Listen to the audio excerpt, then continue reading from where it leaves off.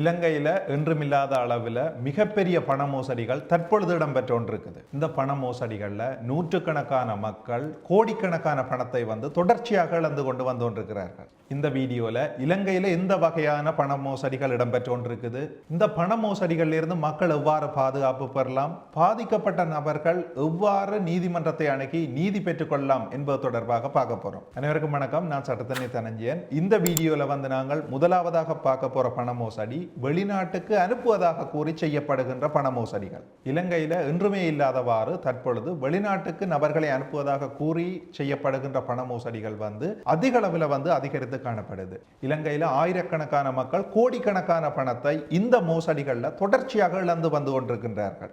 இலங்கையில் குறிப்பாக வடக்கு கிழக்கை சார்ந்த மக்கள் தான் அதிகம் இவ்வகையான மோசடிகளில் பாதிக்கப்படுற மக்களாக இருக்கிறார்கள். சட்டவிரோதமாக நபர்களை ஐரோப்பிய நாடுகளுக்கு, குறிப்பாக லண்டன், பிரான்ஸ் போன்ற நாடுகளுக்கும் ஏனைய கனடா போன்ற நாடுகளுக்கும் அனுப்புவதாக கூறி கோடிக்கணக்கான பணத்தை ஃபேக் ஏஜென்ட்ஸ் என அழைக்கப்படுகின்ற இந்த போலியான பண மோசடி செய்கின்ற கும்பல் தாங்கள் பெற்றுக்கொண்டு குறித்த நபர்களை வெளிநாடுகளுக்கு எடுத்து செல்லாது அல்லது குறித்த நபர்களை குறித்த நாடுகளுக்கு கொண்டு செல்லாது கோடிக்கணக்கான பணத்தை மோசடி செய்கின்றார்கள். பல மக்கள் வங்கிகளிலும் அல்லது வேறு இடங்களிலும் வட்டிக்கு பணத்தை பெற்று இந்த மோசடிக்காரர்களுக்கு வழங்கி தாங்கள் வட்டியையும் தொடர்ச்சியாக செலுத்தி கொண்டு குறித்த நபரையும் வெளிநாட்டுக்கு அனுப்ப முடியாத சூழ்நிலையில பணத்தையும் மீள பெற்றுக்கொள்ள முடியாத சூழ்நிலையில காணப்படுது.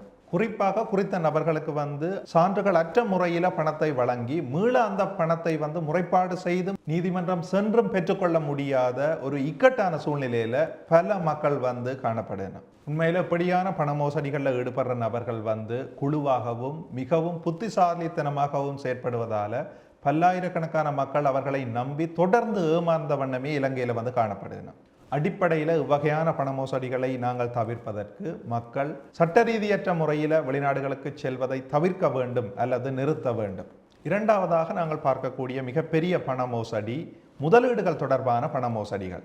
முதலீடுகள் தொடர்பான பண மோசடிகள் என்று சொல்லி நாங்கள் பார்க்க பல்வேறு உத்தரவாதங்களை வழங்கி பல்வேறு மிகைப்படுத்தல்கள் அல்லது ஆசையூட்டக்கூடிய வாக்குறுதிகளை வழங்கி அதன் மூலமாக மக்களை முதலீடு செய்ய தூண்டி அந்த பணத்தை கொள்ளையிடுகின்ற சம்பவம் இலங்கையில பரவலாக தற்பொழுது இடம்பெற்று கொண்டிருக்குது. அதிக லாபம் பெறலாம், அதிக வட்டி பெறலாம். நீங்கள் 1000 ரூபாய் வைப்பு செய்தால் ஒரு கிழமையில 2000 ரூபாய் பெற்றுக்கொள்ளலாம். நீங்கள் 1 லட்சம் வைப்பு செய்தால் ஒரு கிழமையில 2 லட்சம் பெற்றுக்கொள்ளலாம் எனப்படுகின்ற வாக்குறுதிகளை வழங்கி பல கோடிக்கணக்கான பணம் இலங்கையில மோசடி செய்யப்பட்டு கொண்டிருக்குது. உண்மையில இப்படியான வாக்குறுதிகளை வழங்குகின்ற நபர்களோ அல்லது அவர்களுடைய கம்பெனிகளோ சட்ட ரீதியான நபர்களோ கம்பெனிகளோ கிடையாது. சட்ட ரீதியாக முதலீடுகளை பெற்றுக்கொள்வதற்கு இலங்கை மத்திய வங்கியினுடைய அனுமதி பெற்ற நபர்கள் கிடையாது. குறிப்பாக இப்படியான நபர்களால் சமூக வலைத்தளங்கள் ஊடாகவும் இணையம் ஊடாகவும் பொய்ச் செய்திகள் பரப்பப்பட்டு மக்கள் உள்ளீர்க்கப்பட்டு பல கோடிக்கணக்கான பணம் தொடர்ச்சியாக மோசடி செய்யப்பட்டு கொண்டிருக்குது. இவ்வகையான நபர்களால பிட்காயின் முதலீடு, ஃபாரின் கரன்சி முதலீடு, கிரிப்டோ கரன்சி முதலீடு என பல வகையான பொய்யான முதலீட்டு வாக்குறுதிகள் வழங்கப்பட்டு அதன் மூலமாகவும் கோடிக்கணக்கான பணம் இலங்கையில மோசடி செய்யப்பட்டு கொண்டிருக்குது. அதே போல ஃபேக் செக்ஸ் என அழைக்கப்படுகின்ற போலியான காசோலைகள் வழங்கியும் பல கோடிக்கணக்கான பணம் இலங்கையில மோசடி செய்யப்பட்டு கொண்டிருக்குது. உண்மையில மக்கள் எவ்வகையான மோசடிகள் இடம்பெறுகின்றது என்பது தொடர்பான அறிவையும் விழிப்புணர்வையும் பெற்றுக்கொண்டால் மாத்திரமே இவ்வகையான மோசடிகளில் இருந்து தங்களை பாதுகாத்துக் கொள்ளக்கூடியவர்களாக இருப்பார்கள். எப்பொழுதும் நாங்கள் ஒரு மோசடிக்கு உட்பட்டோ அல்லது பாதிப்பை சந்தித்தோ அதற்கு பின்னர் நீதி பெற்றுக்கொள்ள முயற்சிப்பதை விட அவ்வாறான பாதிப்புகள் மோசடிகளில் இருந்து எங்களை முதலே தற்பாதுகாத்துக் கொள்வது உசிதமான ஒரு பொருத்தமான நடவடிக்கையாக இருக்கும். அந்த வகையில் முதலீடுகள் தொடர்பான பண மோசடிகள் தொடர்பாகவும் மக்கள் மிகுந்த கவனத்துடன் இருக்க வேண்டிய சூழ்நிலையிலே தற்பொழுது இலங்கையிலே காணப்படுகின்றார்கள்.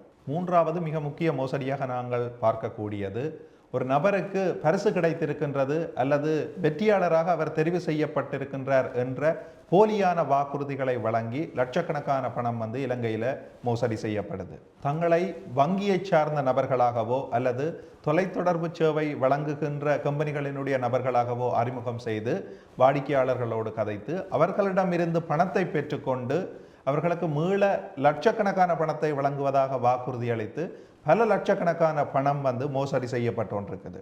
இவ்வகையான மோசடியை செய்கின்ற நபர்கள் தங்களை யாரென்று வெளிப்படுத்தாது தொலைபேசி ஊடாக தொடர்பு கொண்டு மக்களோடு கதைத்து இவ்வகையான பண மோசடிகளில் ஈடுபட்டு கொண்டிருக்கிறார். குறிப்பாக இலங்கையின் வடக்கு கிழக்கில் பல நூற்றுக்கணக்கான மக்கள் இவ்வகையான மோசடிகளில் சிக்கி தங்களுடைய லட்சக்கணக்கான பணத்தை இழந்திருக்கின்றார்கள். உண்மையில மக்கள் போலியான தொலைபேசி அழைப்புகளை நம்பாது அவர்கள் கேட்கின்ற அந்த வங்கி இலக்கத்துக்கு தங்களுடைய வைப்புகளை செய்யாது தங்களை இவ்வகையான பண மோசடிகளில் இருந்து பாதுகாத்துக் கொள்ள முடியும். எந்த ஒரு சந்தர்ப்பத்திலும் யாரென்றே தெரியாத ஒரு நபர் தொலைபேசி அழைப்பை மேற்கொண்டு தன்னுடைய வங்கி கணக்கு இலக்கத்துக்கு குறித்த தொகையுடைய வைப்பு செய்ய கோருகின்ற சந்தர்ப்பத்தில் அந்த வங்கி கணக்கு இலக்கத்துக்கு குறித்த தொகையை வைப்பு செய்யாது இருப்பதன் ஊடாக இவ்வகையான பண மோசடிகளில் இருந்து நாங்கள் எங்களை பாதுகாத்துக் கொள்ளக்கூடியதாக இருக்கும். இலங்கையில் இடம்பெற்று கொண்டிருக்கின்ற அடுத்த மிகப்பெரிய பண மோசடி எலக்ட்ரானிக் கார்ட்ஸ் அல்லது ஏடிஎம் கார்ட்ஸ் தொடர்பான பண மோசடிகள். இந்த வகையான பண மோசடிகளில் மோசடிக்காரர்கள் மக்களினுடைய ஏடிஎம் கார்ட்ஸ் இலக்கத்தை அதனுடைய பாஸ்வேர்டை அது தொடர்பான தகவல்களை பெற்றுக்கொண்டு அந்த தகவல்களை தாங்கள் பாவித்து அந்த கணக்கில் உள்ள பணத்தை கொள்ளையிடுகின்றார்கள். அல்லது சில சந்தர்ப்பங்களில் அந்த ஏடிஎம் கார்ட்ஸ் ஊடாக தாங்கள் பொருட்களை கொள்வனவு செய்கின்றார்கள். இவ்வகையான மோசடிகளும் இலங்கையினுடைய பல பாகத்திலேயும் தொடர்ச்சியாக இடம்பெற்று கொண்டிருக்குது. இவ்வகையான பண மோசடிகளில் ஈடுபடுற நபர்கள் துறை சார்ந்த நிபுணத்துவம் உடைய தங்களை யாரென்று வெளிக்காட்டாமல் மோசடி செய்யக்கூடிய நபர்களாக காணப்படுகின்றார்கள். அதன் காரணமாக இப்படியான பண மோசடிகளில் பணத்தை இழந்த நபர்கள் அந்த பணத்தை மீள பெற்றுக்கொள்வது என்பது முடியாத ஒரு காரியமாகவே காணப்படுகின்றது. மக்கள் இயன்றவரை தங்களுடைய வங்கி கணக்கு இலக்கத்தையோ ஏடிஎம் கார்டு இலக்கத்தையோ ஏடிஎம் கார்டினுடைய அல்லது டெபிட் கார்டினுடைய பாஸ்வேர்டையோ யாருக்குமே வழங்காது இருப்பதன் ஊடாக இவ்வகையான பண மோசடிகளை தவிர்த்து கொள்ளலாம். பண மோசடிகளை தடுப்பதற்கு மக்கள் என்ன செய்ய முடியும் என்று நாங்கள் பார்க்கின்ற போது உண்மையில மக்கள் பண கொடுக்கல் வாங்கல்களை சட்ட ரீதியான கொடுக்கல் வாங்கல்களாக செய்ய தொடங்க வேண்டும்.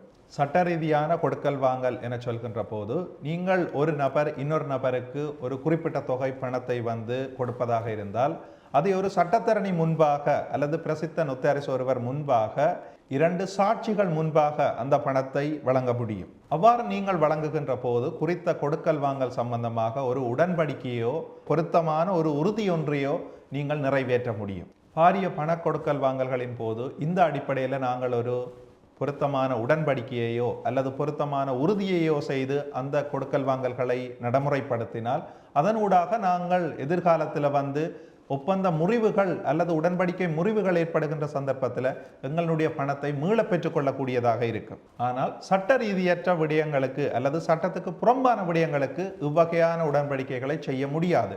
உதாரணமாக ஒரு நபரை சட்ட ரீதியற்ற முறையிலே வெளிநாடு அனுப்புவதை அடிப்படையாக கொண்டு தங்களால் அவ்வாறான ஒரு ஒப்பந்தம் ஒன்றை செய்ய முடியாது. இதர சந்தர்ப்பங்களில் மக்கள் பாரிய கொடுக்கல் வாங்கல்கள் தொடர்பாக பணத்தை பரிமாறுகின்ற போது இவ்வாறான ஒப்பந்தங்கள் அல்லது பொருத்தமான உறுதிகளின் ஊடாக தங்களுடைய பண கொடுக்கல் வாங்கல்களை செய்வது எப்பொழுதும் பணத்தை கொடுக்கின்ற நபருக்கு பாதுகாப்பாக அமையும்.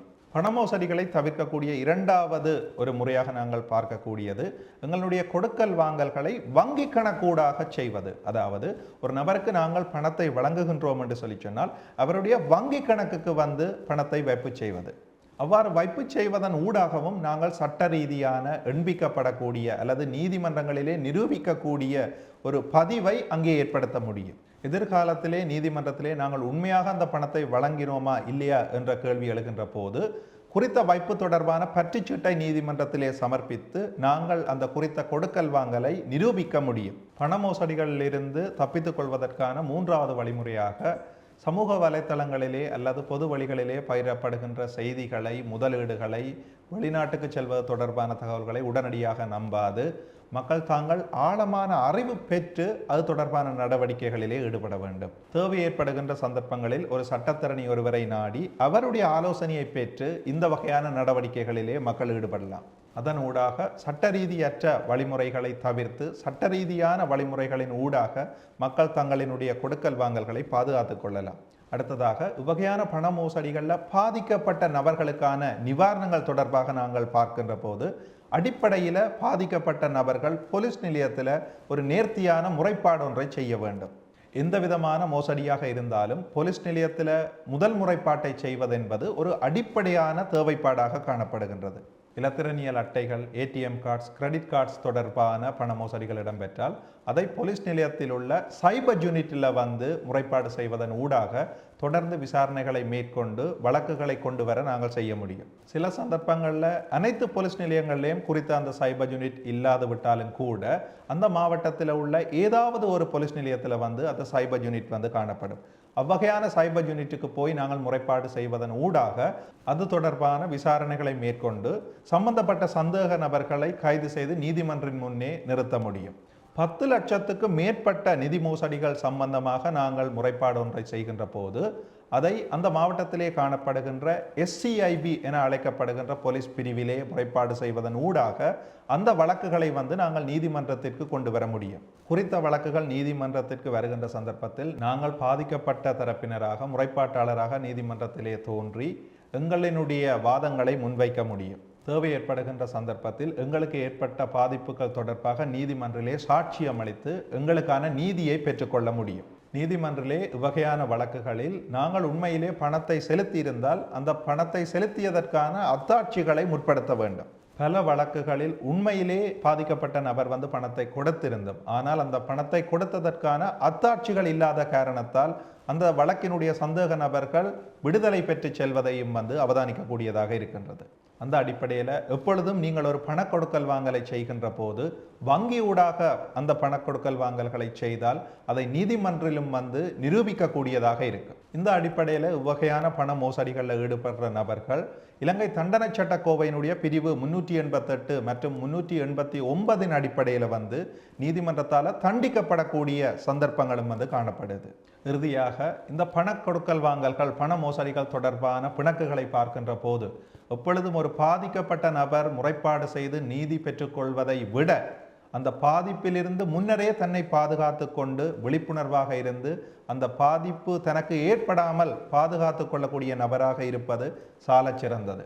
நேர விரயத்தையும் பண விரயத்தையும் கூட தவிர்க்கக்கூடியதாக இருக்கும். அந்த அடிப்படையில் மக்கள் அனைவரும் இந்த பண மோசடிகள் தொடர்பாக சிறந்த விழிப்புணர்வுள்ள நபர்களாக இருந்து தம்மை பாதுகாத்து கொள்ள வேண்டும்.